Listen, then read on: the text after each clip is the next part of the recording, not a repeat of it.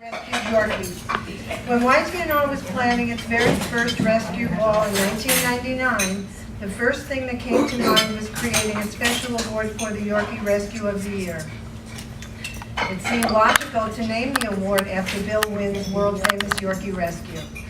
After nominations came in, it quickly became clear that each story was very special and very touching. Each rescue is a great rescue, just as Smoky was. She started a movement. Smoky was a 4-pound Yorkie who was found in the abandoned jungle foxhole in New Guinea in early 1944 by a soldier whose jeep had stalled in the jungle. The next day, the Yorkie was sold for £2 Australian, about $6.44, to 20-year-old Private First Class Bill Wynn. Bill and Smoky flew combat missions and went through many air raids together. She lived on the rugged Army tropical food, including at times the C and K rations, while they served 18 months straight in combat. They traveled 40,000 miles together, and when Bill came home, so did Smoky. This year, some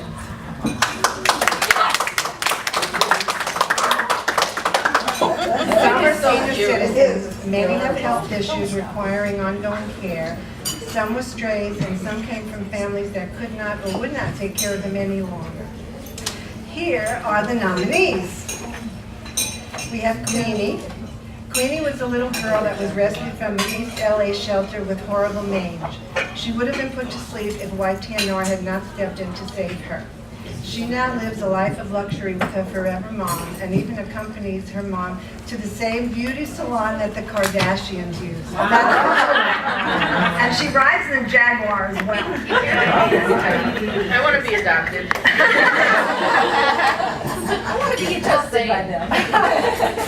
Candy Kane was found in an LA shelter and was in very bad shape. She had focal seizures, and in fact, she even chewed her own tail off. Oh. She has been adopted, and she lives with other little dogs in a forever home and is doing very well.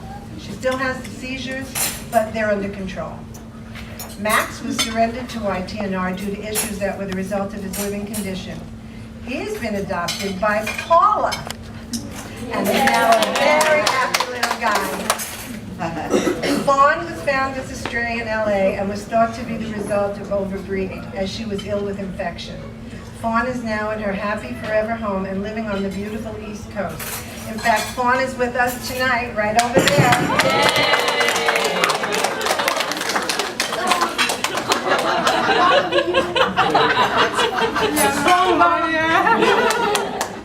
Tegan was in a Chicago City pound when YTNR rescued him. His foster mom donated the surgeries for his leg Perthes disease in both legs. Yep. He is doing beautifully and healthy and was adopted by his foster mom. Caroline and Neff. Both of these gorgeous Yorkies are seniors and were rescued by YTNR from the Orange County shelter in California. We had a lot of dogs from California too. Yep. They were supposedly found as strays. Both had serious medical problems. Caroline with a bad hind leg for which she has had surgery for one leg already. The other one's coming up on October 22nd. And Neff is a senior that had a horribly infected mouth. They are now both adopted and living in Oregon, very happy with Hannah Lee. Peaches. Peach's story is a heartbreaker. She was rescued by YTNR from a high-kill shelter in Chicago. She had many medical problems which caused 3 surgeries to her mouth. She has been adopted by Jackie Wolf and is doing very well and is very loved. Jackie is the state director for Illinois, okay. Bentley was in foster care for over 2.5 years. He came into YTNR with a badly mangled leg. He is adopted and happy and living in Northern California, and Paula's dad adopted Bentley. Gingin. Gingin is a special needs girl. She has a condition that makes her unable to walk and has had numerous surgeries. She was lovingly fostered by Corinne for quite a while and is now with her forever home with her forever mommy, Tina. Some of you might have met her last year when she was here in Nashville, and I believe she's here tonight. Yep.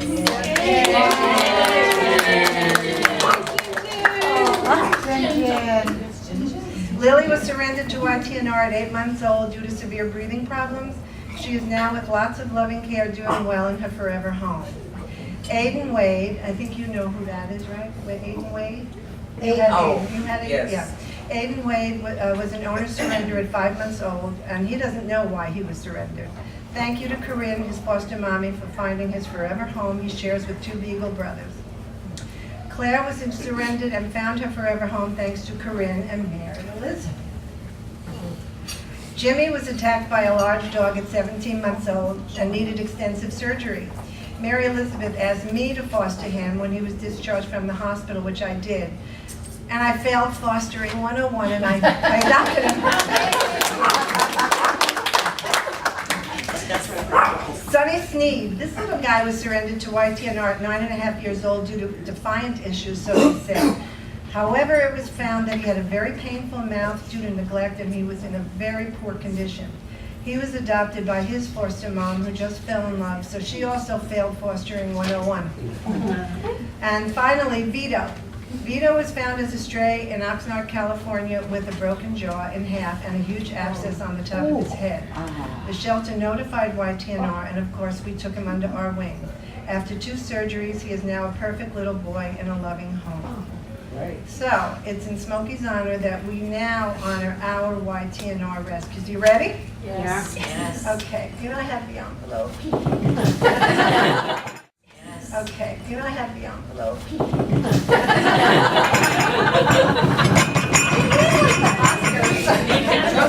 Yeah, it has to be. I hope I wrote them down. I'll try to make it official. Okay. The second runner-up is I'm waiting for you. Jimmy, mine. I'm going to recuse myself, and I'm going to let her, Julie, read mine, because I can't read it. Read this? This is Jimmy. Give that to her. Oh.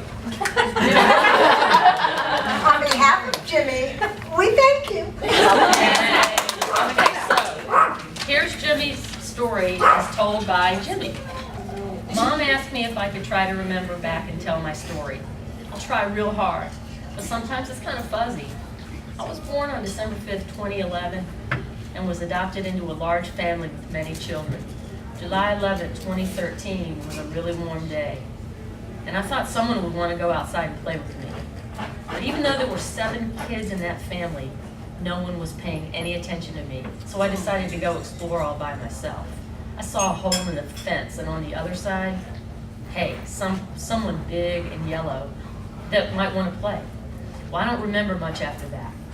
I must have yelled because the mom ran out and got me, and I was in the car speeding away to the hospital. They kept telling her not to panic and calm down because they were going to save my life. Save my life? I was only 17 months old, but boy, I hurt.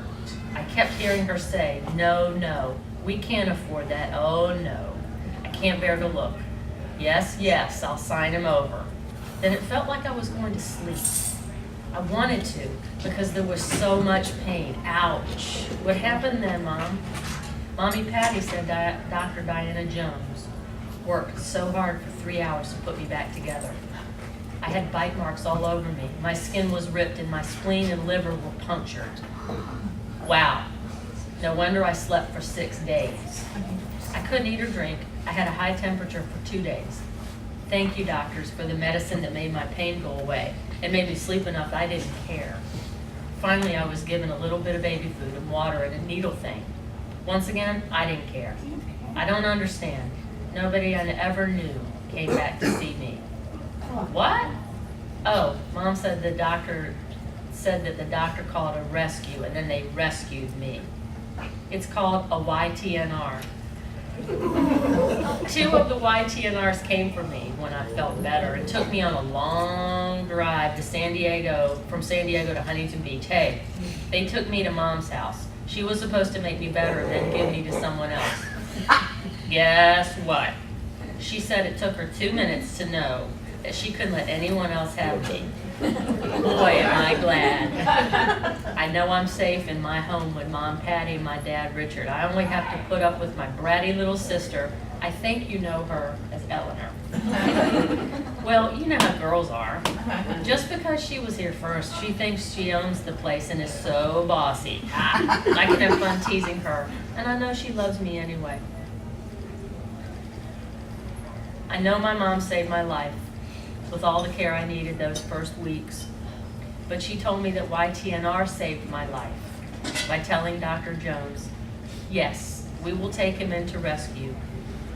Do what you have to do to save his life. We'll make sure that he gets a forever home and is cared for and loved forever. In closing, I want to give a big shout out and say if it weren't for Mary Elizabeth and Corinne, there would be no YTNR. Would someone please tell me what YTNR means? Corinne, for saving me so I could have the wonderful life I have today. And thank you to Dr. Diana Jones for being such a great doctor and putting me back together again. All my love, Jimmy.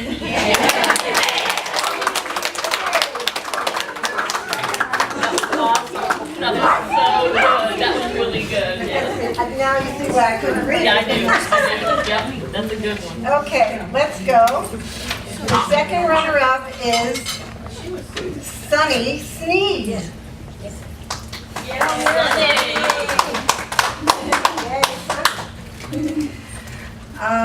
Amanda Sneed owns Sunny. In 2012, I adopted my first dog from the organization and fell head over heels in love. In time, I wanted to give back and provide a safe, comfortable, and loving home for a foster dog that was, while his forever home was being prepared. I had doubts about it and how I would be able to do it without getting attached, but I remained firm that as long as I knew there was a dog, Honey, that was coming in as an owner surrender. He was reported as being 9.5 years old with some dental issues and is defiant, weighing 4 pounds. I considered the information on how he would fit in with me and Chip and felt that this was the right foster dog for us. So I got prepared and I met with the director, Jackie, at her office so that I could be there when he was dropped off and taken for his initial medical exam. I was nervous but excited. The feeling turned to sadness as me and Jackie witnessed the condition of poor Honey. Honey was a male dog with all bright pink clothing and belongings and was a very sad sight. I was told that he was one of, if not the most emaciated dogs they ever received. To touch this little guy, I felt like I would break his body. That was a skeleton. The smell of infection from his teeth was something I had never smelled. We took him to the veterinarian and everyone discussed how a family could be so neglectful of this sweet dog. We were told repeatedly that Honey was a very defiant dog and was not a good fit in their home anymore with their children and golden lab. It was determined that the majority of Honey's teeth would need to be removed, but we had another issue that was of more concern, his kidneys. They were concerning numbers on the labs, and he would need a follow-up with labs to determine his full health condition. We proceeded to take Honey to the first adoption event in which he snuggled up on my chest with his head on my shoulder and just needed love. Jackie said to me, "You're going to fall in love with him." I brought Honey home, in which we soon renamed him Sunny to clear up any confusion of his gender. Initially, he was urinating frequently inside and was so hungry and thirsty. Chip, who likes to be right by my side and has a jealous nature, had a completely subtle approach with Sunny. It was amazing, as if he knew that Sunny was sick, and we all needed to be gentle with him. Sunny showed so much character from the beginning. Like when you pet his back, he does a little wiggle with his back legs that looks as if he's doing some type of dance move. Sunny does not run around, but rather prances, looking very funny. He became adapted to the routine and is always ready for love. He is excited to be petted, to be held, and whenever coming home from work, he dances around in circles, showing his excitement. He is friendly with all people and all other dogs. He continues to startle easily, though, if you reach your hands out to him as if he's protecting himself. But really, Sunny is nothing but love and calmness. Sunny's labs came back, and to the disappointment of everyone, he has been diagnosed with kidney disease. Learning about this for the first time in the veterinarian's office was heartbreaking, and a very critical decision had to be made about how to proceed forward. Sunny would not be a likely candidate for adoption due to his age and medical condition. I was overwhelmed and confused being my first time foster and what this meant to the future of Sonny. I was not able to financially take on expensive medical care for a dog, but I did not want to see this poor innocent dog be put down because he wasn't going to be deemed as adoptable. Thankfully, the director chose that Sonny should have a chance and that we would move forward with listing him as a special needs dog, and that there are people that like older dogs.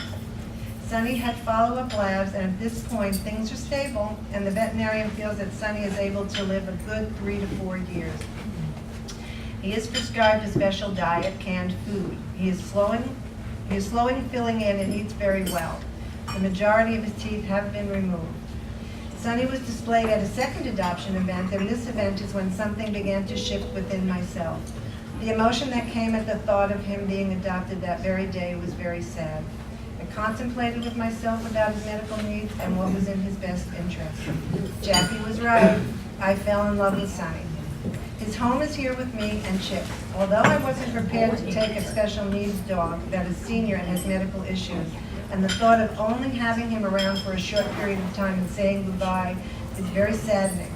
I know that at the end of the day I can give him love and warmth for the final years of his life. I will have served why Sonny chose me. I guess she failed too. Okay, this is it. This little dog is really, went through a lot, so. And he's a California dog. I'm ready. The Yorkie Rescue of the Year is Vito Tortosi.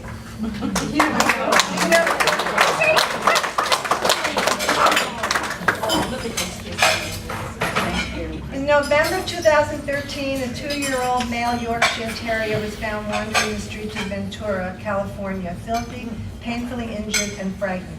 There was abscesses from puncture wounds in his head, and his jawbone was broken so severely that the bone actually moved back and forth at the break. It was clear that a bigger dog had attacked him, biting into his head and crushing his jaw. His neck was also extremely tender, a sign that he had been shaken. The YTNR quickly rescued him from the shelter, named him Sterling, and made sure he got the medical care he needed. This included surgery to insert pins in his mandible to immobilize it while it healed, and numerous antibiotics to clear the infection. Sterling remained at the vet for a couple of weeks for close observation while his jaw healed, and all the while wearing an embarrassing comb to his head. Inevitably, his endearing personality won the hearts of the veterinary staff. While still wearing his comb, Sterling's foster mom, Marge Williams, was able to bring him home in early December. Under her loving care and the distraction of his new Yorkie friends, Scooter and Queenie, because Marge also had fostered Queenie, Sterling continued to heal and thrive. Happy to play by himself at times, he would throw his toy in the air, catch it in the cone, then toss it up in the air again. After 2 months, the mandible had fused, so the pins were finally removed from his jawbone, and the annoying cone came off. Now Sterling was ready for his forever home. As for us, we were still mourning the death of our 15-year-old Yorkie Bella. She passed away in December and our hearts were broken. In March, when we decided to get another puppy, my husband Don scoured the internet for days looking for the perfect match until he came upon a cutie named Sterling who had experienced a rough time. Having the big heart that he does, Don submitted the YTNR application and waited. We were thrilled when we found out that we were being considered as Sterling's new parents, and were excited when we went to meet him for the first time at Marge's house. We drove an hour to her home, our bellies filled with butterflies and our hearts with high hopes that not only would Sterling like us, but that Marge and YTNR representative Patty Kushner would also approve.